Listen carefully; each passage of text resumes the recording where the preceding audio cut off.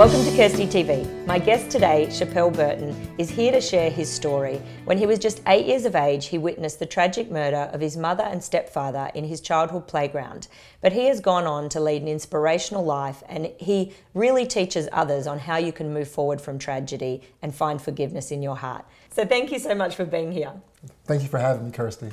Now, I was reading in your book about your childhood, and one thing that stood out to me is you were talking about a lot of times you were actually starving and didn't even have enough food to eat. Yeah, and it wasn't because the food wasn't there. It was because my stepfather did some physical abuse, and he also did emotional abuse. And one of the things he used to do, which is, I can't believe someone would do this, is he would make the food so hot that he would pepper it, like with so much pepper, that, you know, it wasn't edible. And so then you're starving for that reason, and that's, goodness gracious. And there was a lot of abuse in your childhood? Lots of physical abuse from my stepfather mainly, and it was a very, very challenging upbringing because you don't feel safe. And as a child, to not feel safe, it can do wonders to your mind. So yeah, he would just practice. He was a martial arts expert in the first place, and not only that, he would practice, use me as a punching bag.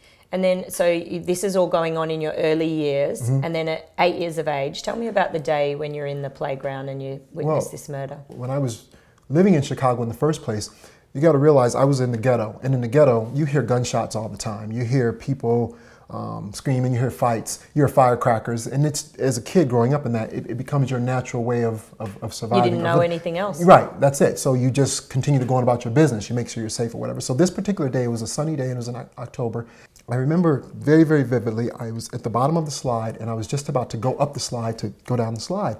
And at the bottom of the slide, I heard very distinctly, pop, pop, pop, 3 pops.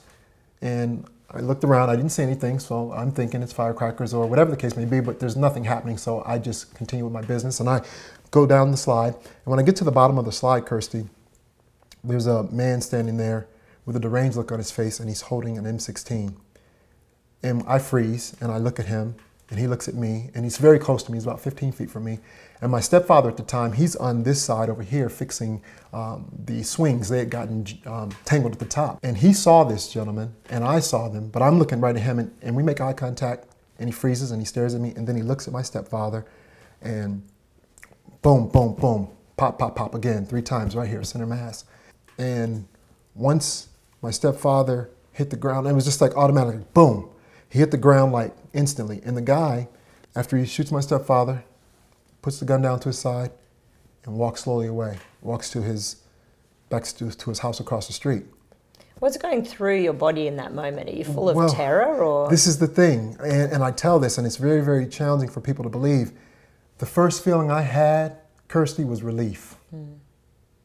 Well, this guy's been your tormentor for so many years. That was the first feeling. Yeah. Relief. I tried to feel guilt. I tried to feel sad, not guilt. I tried to feel like I looked for some pain inside of me. I'm watching the blood flow from his body on the ground. I'm standing right over him thinking I should be sad right now, but I wasn't. I was relieved. But what happened was, moments later, I realized the first 3 shots from my mom.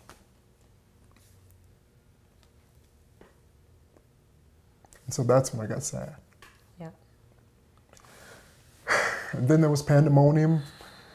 You know, we're in the playground, and just realizing your parents have been killed. Yeah. Even with the abuse, you have no one now. And we didn't know what to do. But then it didn't matter because moments later, pandemonium. You know, it was just like the police cars, the fire trucks, everything, they're all there. And I remember the last words I said to my mom, just as they were about to take her on an ambulance, I saw her purse. She carried these big purses, these big brown leather bags. And I remember grabbing her purse because she was always like, where's my purse? Where's my purse? Yeah, and so I remember just thinking, oh, Mom's gonna want a purse. And I grabbed her purse and I put it on the gurney with her. I said, Mom, here's your purse. Don't forget your purse. And that was it. That's an image that's in my mind, and I've healed. I feel, but it's still, this is something I see. And the pain I feel now, which is really interesting, it's not for me, it's for that child and those children, meaning at that time that lost their parents, if you understand where I'm coming from. Yeah, because now as an adult, you could help him, you could support him, you have lived a full life that is so happy, but that poor child back then Exactly. didn't know what to do. Didn't know what to do, where to go.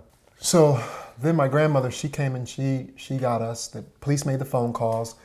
She came and she got us and put us in a safe place.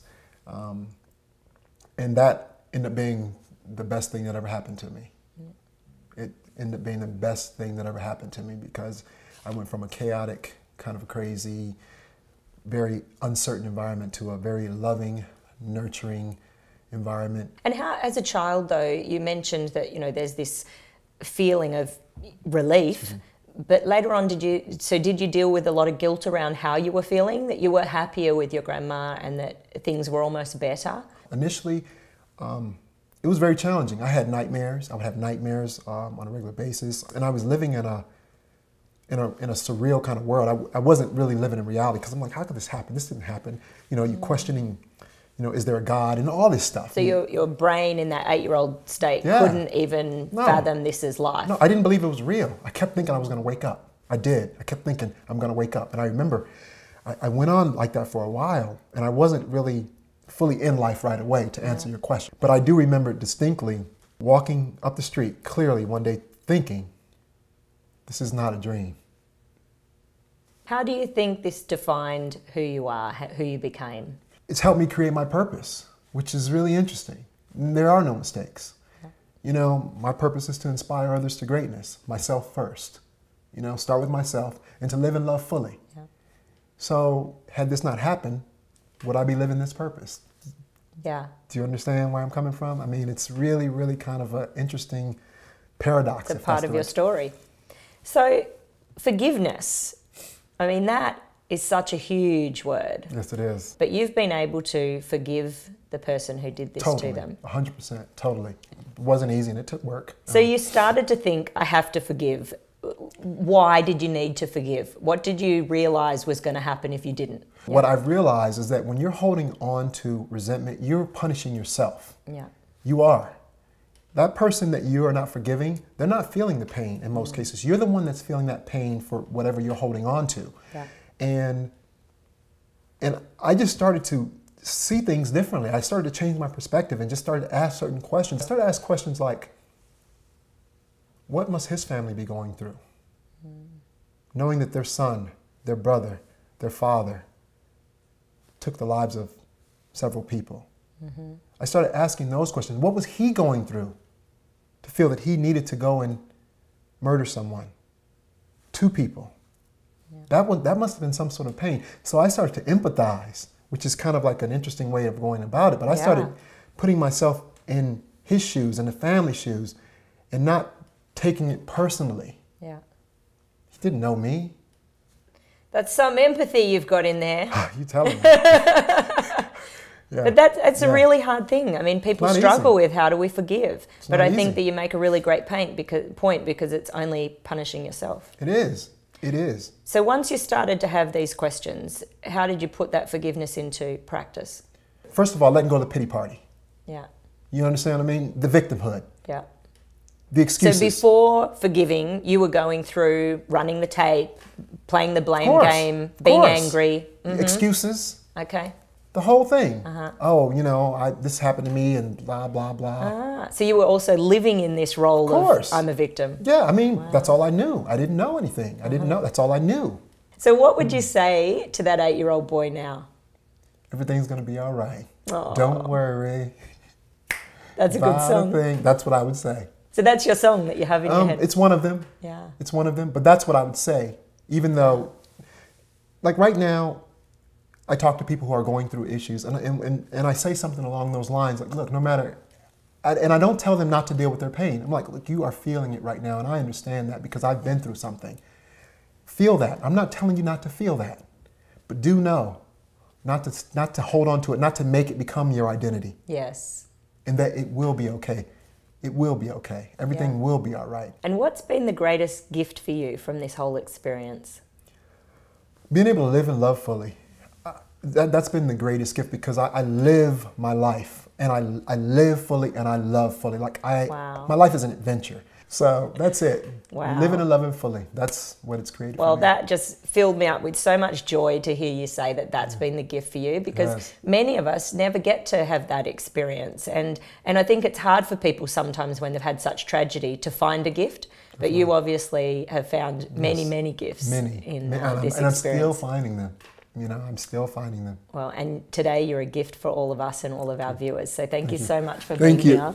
So for all of you watching, I'm sure you enjoyed Chappale as much as I did. And just remember that everything's going to be all right. You need to accept, you need to forgive, and you need to find a way to move forwards, because you can go on and live a great life that is full of joy and wonderful gifts, just like Chappale has. So don't forget to subscribe below, find us on YouTube, tweet us, post us on Facebook, and join in on the conversation, because we love hearing what you have to say too. We'll see you next time on Kirsty TV.